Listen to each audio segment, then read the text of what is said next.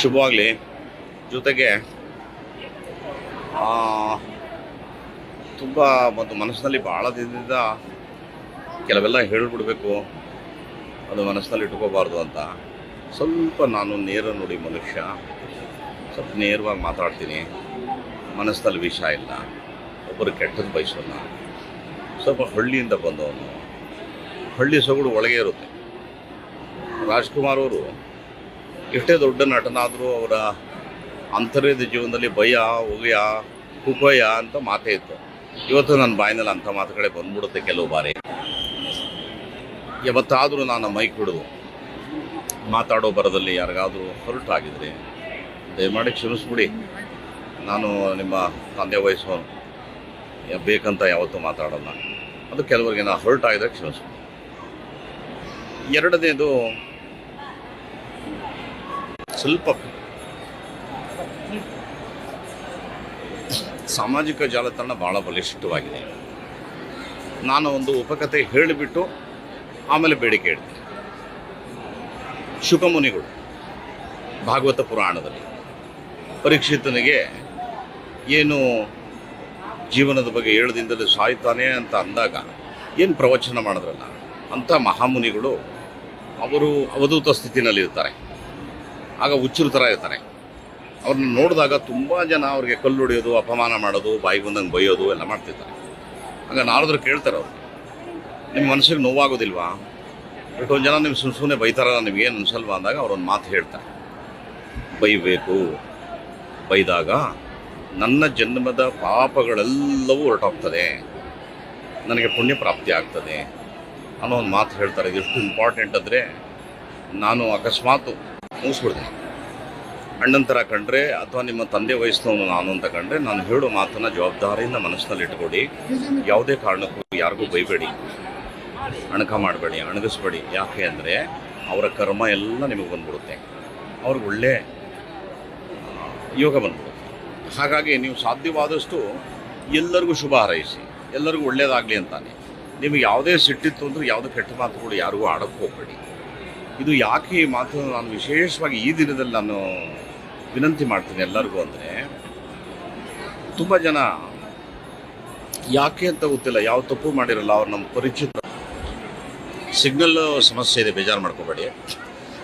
ಎಷ್ಟು ಸಾಧ್ಯವೋ ಎಲ್ಲರಿಗೂ ಶುಭ ಹಾರೈಸಿ, ಒಳ್ಳೆ ಮಾತಾಡಿ, ದೇವರಲ್ಲಿ ನಂಬಿಕೆ ಇಡಿ. ಎಷ್ಟು ದಿನ ನಮಗೆ ಅನ್ನ ಹಾಕಿ ಸಾಕಿದಂಥ ಚಿತ್ರರಂಗ ಎಲ್ಲರಿಗೂ ಕೂಡ ತುಂಬ ಧನ್ಯವಾದ. ಒಂದು ಕಡೆ ಮಾತನ್ನು ಹೇಳ್ಬಿಡ್ತೀನಿ. ಮೊನ್ನೆ ಒಂದು ಚಿತ್ರ ಮಾಡಿದೆ, ನಿಮಗೆಲ್ಲ ಹೊರಟಾಗಿದೆ. ನನ್ನ ತಪ್ಪಿಲ್ಲ, ನಂಬಿಕೆ ಜಾಸ್ತಿ. ಯಾರು ನನ್ನಲ್ಲಿ ಶರಣಾಗತಿಯಾಗಿ ನನಗೆ ಸಾಕಾರ ಮಾಡಿ, ಸಿಗ್ನಲ್ ಭಾಳ ವೀಕ್ ಇದೆ. ಆ ಚಿತ್ರ ಏನು ನಾನು ಮಾಡಿದ್ದೀನಲ್ಲ, ಅದು ನನ್ನದಲ್ಲ. ಒಬ್ಬ ನಿರ್ದೇಶಕನಿಗೆ ನಂಬಿ ನಾನು ಕೆಲಸ ಕೊಟ್ಟಾಗ ಆತ ತನಗೊಂದು ಆಸೆ ಇತ್ತು ಅಂತ ಕಾಣುತ್ತೆ, 2 ನಿಮಿಷ ಆಗೋಯ್ತು. ಆ ಆಸೆ ಪ್ರಕಾರ ಆತ ಆ ಕರ್ತವ್ಯ ನಿರ್ವಹಿಸ್ಬಿಟ್ಟಿದ್ದಾನೆ. ಅದರಲ್ಲಿ ಯಾವುದೂ ನನಗೂ ಅದಕ್ಕೂ ಸಂಬಂಧ ಇಲ್ಲ. ಅಕಸ್ಮಾತ್ ನಿಮಗೆಲ್ಲ ಬೇಜಾರಾಗಿದ್ದರೆ ಕ್ಷಮೆ ಇರಲಿ. ನಾನು ಪ್ರೀಮಿಯರ್ ಪದ್ಮಿನಿ ಅಂತ ಒಳ್ಳೆ ಪಿಕ್ಚರ್ ಕೊಟ್ಟಿದ್ದೀನಿ, 8mm ಕೊಟ್ಟಿದ್ದೀನಿ, ಕಾಳಿದಾಸ ಕನ್ನಡ ಮೇಷ್ಟ್ರೂ ಕೊಟ್ಟಿದ್ದೀನಿ. ಇದೊಂದು ಯಾರ್ದೋ ಅಪರಾಧಕ್ಕೆ ನನ್ನ ಮೇಲೆ ನಿಮಗೆ ಬೇಜಾರು ಬೇಡ, ಇದು ಇನ್ನೂ ಉತ್ತಮವಾದಂಥ ಕೃತಿ. ಸೊ ಹಾಗಾಗಿ ವೃತ್ತಿಯಲ್ಲಿ ಯಾವುದಾದ್ರು ಸಣ್ಣ ಪುಟ್ಟ ಲೋಪದೋಷಗಳಾಗಿದ್ದರೆ ಕ್ಷಮೆ ಇರಲಿ.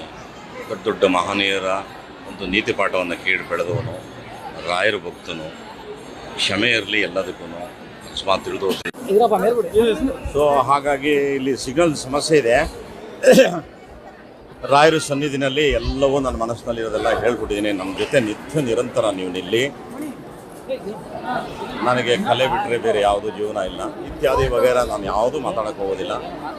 ರಾಯರ ಸಾನ್ನಿಧ್ಯದಲ್ಲಿ ನಿಂತ್ಕೊಂಡು ನಿಮ್ಮ ಜೊತೆ ಮಾತಾಡಿ ನನ್ನ ಮನಸ್ಸಿನಲ್ಲಿರತಕ್ಕಂಥ ಎಲ್ಲ ಭಾವನೆ ಹೇಳಬೇಕು ಅಂತ. ಸಿಗ್ನಲ್ ಸಮಸ್ಯೆ ಇರೋದ್ರಿಂದ ನಿಮ್ಮ ಪ್ರೀತಿ ಯಾವತ್ತೂ ನನ್ನ ಮೇಲೆ ಇರಲಿ. ಯಾವ ತಪ್ಪು ಯಾರಿಂದನೂ ಯಾವ ಕ್ಷಣಕ್ಕೂ ಆದರೂ ಕೂಡ ನನ್ನ ಮೇಲೆ ಬ್ಲೇಮ್ ಮಾಡಬೇಡಿ ಯಾರನ್ನು. ನನ್ನ ಇಷ್ಟು ವರ್ಷ ನನ್ನ ಬೆಳೆಸಿದಂಥ ಮಾಧ್ಯಮಕ್ಕೆ ಧನ್ಯವಾದ.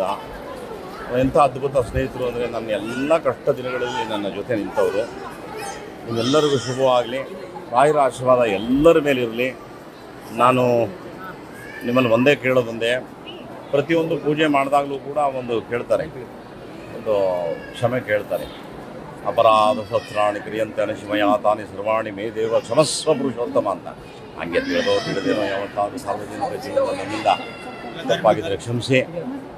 ಎಷ್ಟು ಜನ ಎಲ್ಲ ಸ್ನೇಹಿತರು ಬಂದು ನಿಂತ್ಕೊಂಡ್ಬಿಟ್ಟಿದ್ದಾರೆ. ಅವರೆಲ್ಲರೂ ಕೂಡ ಪಾಪ ಅವರ ಪ್ರೀತಿಗಳನ್ನ ನೋಡ್ಬಿಡಿ, ಎಲ್ಲರೂ ಒಂದೊಂದ್ಸರಿ ನೋಡ್ಬಿಡಿ, ಎಲ್ಲರೂ ನೋಡ್ಬಿಡಿ. ರಾಯರ ಆಶೀರ್ವಾದ ಎಲ್ಲರ ಮೇಲೆ ಇರಲಿ. Thank you so much. Thank you so much. ಒಂದೊಂದು ಒಳ್ಳೆ ಸಮಯ ಬಂದಾಗ ಮತ್ತೆ ನಿಮ್ಮ ಜೊತೆ ಬಂದು ಮಾತಾಡ್ತೀನಿ. Love you all. Thank you. ಎಲ್ಲ ನನ್ನ ಕನ್ನಡದ ಬಂಧುಗಳಿಗೆ ನಮಸ್ಕಾರ. ಮಂತ್ರಾಲಯದಲ್ಲಿ ನನಗೆ ಒಬ್ಬರು ಬ್ರದರ್ ಇದ್ದಾರೆ. ಅವರ ಹೆಸರು ನರಸಿಂಹಮೂರ್ತಿಗಳು. ಇಲ್ಲೇ ಇದ್ದಾರೆ. ನನಗೆ ಸಂಪೂರ್ಣವಾಗಿ ಇಲ್ಲಿ ರಾಯರ ಸೇವೆ ಮಾಡೋದಕ್ಕೆ ಭಾಳ ಅದ್ಭುತವಾಗಿ ಅವಕಾಶ ಮಾಡಿಕೊಟ್ಟಂಥ ಮಹನೀಯರು. ಈಗ ವಿಷಯಕ್ಕೆ ಬರ್ತೀನಿ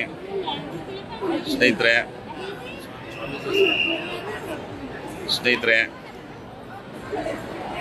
ನನ್ನ ಗುರುಗಳು ಮಂತ್ರಾಲಯದ ಪೀಠಾಧ್ಯಕ್ಷರು, ಅವರ ಪಾದ ಕಮಲಗಳಿಗೆ ನನ್ನ ಪ್ರಥಮ ನಮಸ್ಕಾರನ ಸಮರ್ಪಣೆ ಮಾಡಿ, ಇಲ್ಲಿ ಒಂದು ಮನುಷ್ಯನ ಜೀವನ ಒಂದು ಭಾಳ ಶ್ರೇಷ್ಠವಾದ ಜೀವನ. 60 ವರ್ಷ ಅಂದರೆ ಇಮ್ಯಾಜಿನ್ ಮಾಡಿ, ಭಾಳ ದೊಡ್ಡ ಆಯುಷ್ಯ. ಇವತ್ತು ಅದು ಮುಗಿದೋಯ್ತು. 61 ಕಾಲಿಟ್ಬಿಟ್ಟಿದೆ. ಕನ್ನಡ ಚಿತ್ರರಂಗದಲ್ಲಿ ವಿಶೇಷವಾಗಿ ಅನ್ನವನ್ನು ಹುಡುಕಿಸಿ ಬಂದಂಥವು ನಾನು. ಅನ್ನ ಸಿಕ್ಬಿಟ್ರೆ ಸಾಕಪ್ಪ ನಮಗೆ. ಆಗ ತಾಯಿಯವರ ಮಾರ್ಗದರ್ಶನ, ನೀನು ಹೋಗಪ್ಪ ರಾಯರನ್ನು ಹಿಡ್ಕೊಂಡ್ಬಿಡು, ಒಳ್ಳೆಯದಾಗತ್ತೆ. ಅದಕ್ಕೆ ಎಲ್ಲರೂ ಹೇಳೋದು ತಾಯಿ ಎಲ್ಲ ಮಕ್ಕಳಿಗೂ ಪ್ರಥಮ ಗುರು, ದೇವರು. ಹಾಗಾಗಿ ನಾನು ಎಲ್ಲ ಬಂಧುಗಳಿಗೆ ಹೇಳೋದು ಒಂದೇ, ನಿಮಗೆ ಈ ವಿಶ್ವದಲ್ಲಿ ತಂದೆ ತಾಯಿಗಿಂತ ಬೇರೆ ದೇವರು ಇನ್ನೊಬ್ಬರು ಇರೋದಕ್ಕೆ ಸಾಧ್ಯನೇ ಇಲ್ಲ.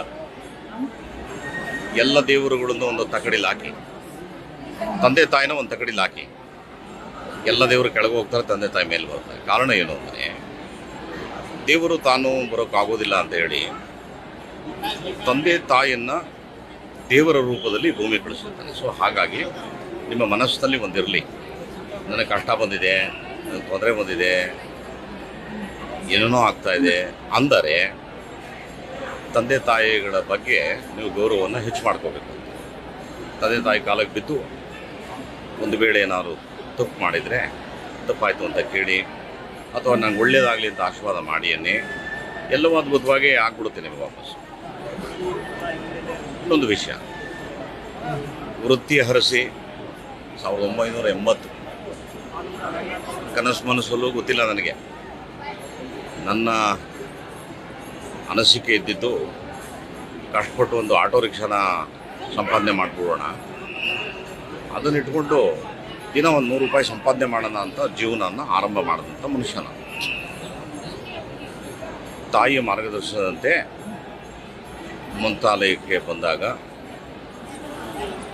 ಅವತ್ತಿನ ಮಂತ್ರಾಲಯದಲ್ಲಿ ಭಾಳ ನಿರ್ಜನ ಪ್ರದೇಶ, ಹೆಚ್ಚಿಗೆ ಜನ ಇರ್ತಾರಿಲ್ಲ. ಎಷ್ಟು ಸಾಧ್ಯವೋ ಅಷ್ಟು ಸೇವೆಯನ್ನು ಮಾಡ್ತಾ ರಾಯರ ಕೃಪೆಗೆ ಪಾತ್ರನಾಗಿ, ರಾಯರು ತಾವು ಬರೋಕ್ಕಾಗದೆ ಎಷ್ಟೋ ಜನ ಆಗಿನ ಕಾಲದ ನಿರ್ಮಾಪಕರು, ನಿರ್ದೇಶಕರು ಎಲ್ಲರ ಮನಸ್ಸಿನಲ್ಲಿ ನಿಂತು, ಇವನು ನನ್ನ ಭಕ್ತರಿಗೆ ಒಂದು ಅವಕಾಶ ಕೊಡಿ ಅಂತ ಹೇಳಿ, ಹೇಗೆ ಅಂಬೆಗಾಲಿಡ್ತಾ ಮಗು ಬೆಳೆದು ದೊಡ್ಡದಾಗ್ತದೋ ಹಾಗೆ ಸಣ್ಣ ಸಣ್ಣ ಪಾತ್ರಗಳಿಂದ ದೊಡ್ಡ ದೊಡ್ಡ ಪಾತ್ರಗಳವರೆಗೂ ಕೂಡ ಬೆಳೆಸೋದು, ಆಶೀರ್ವಾದ ಮಾಡೋದು, ಹೊಟ್ಟೆ ತುಂಬ ಊಟ ಕೊಟ್ಟು, ನೆರಳು ಕೊಟ್ಟು ನಮಗೆ ತುಂಬ ಸಹಕಾರ ಮಾಡೋದು. ಅದಾದಮೇಲೆ ನಿಮಗೆಲ್ಲ ಗೊತ್ತು, ನನ್ನ ಬದುಕಲ್ಲಿ ನನ್ನ ಬೆಳವಣಿಗೆ ಏನೇನು ಆಯಿತು, ಎಲ್ಲಿವರೆಗೂ ಬಂದು ನಿಂತಿದ್ದೀನಿ ಎಲ್ಲವೂ ತಾವು ನೋಡಿದ್ದೀರಿ. ಯಾರಿಂದ ಅಂತ ಒಂದು ಪ್ರಶ್ನೆ ನನಗೆ ನಾನೇ ಕೇಳಿದಾಗ ನನಗನ್ನಿಸುತ್ತೆ, ನನ್ನ ರಾಯರ ಕೃಪೆ. ತುಂಬ ಜನ ಅಂದ್ಬಿಡ್ತಾರೆ, ಹೇಗೆ ರಾಯರು ಬಂದುಬಿಟ್ರೆ ನೀವು ಆಗೋಗ್ಬಿಟ್ರಾ, ನೀವು ಕಷ್ಟಪಟ್ಟಿಲ್ವಾ ಅಂತಾರೆ. ಎಲ್ಲ ಮನುಷ್ಯನೂ ಕಷ್ಟಪಡ್ತಾರೆ. ಸರಿ ದಾರಿಯಲ್ಲಿ ಕಷ್ಟಪಟ್ಟು ಬೆಳಿಬೇಕು ಅಂದರೆ ಒಂದು ಮಾರ್ಗದರ್ಶನ ಬೇಕು. ಗುರುವಿಲ್ಲದೆ ಗೋವಿಂದನಿಲ್ಲ. ಹಾಗಾಗಿ ರಾಯರೇ ಸಂಪೂರ್ಣ. ಹಾಗಾಗಿ ಒಂದೇ ಒಂದು ಸರಿ ಇಲ್ಲಿಂದ ಆ ರಾಯರದು ಕಳಶದ ಗೋಪುರವನ್ನು ತೋರಿಸ್ಬಿಡ್ತೀನಿ. ಎಲ್ಲ ನಮಸ್ಕಾರ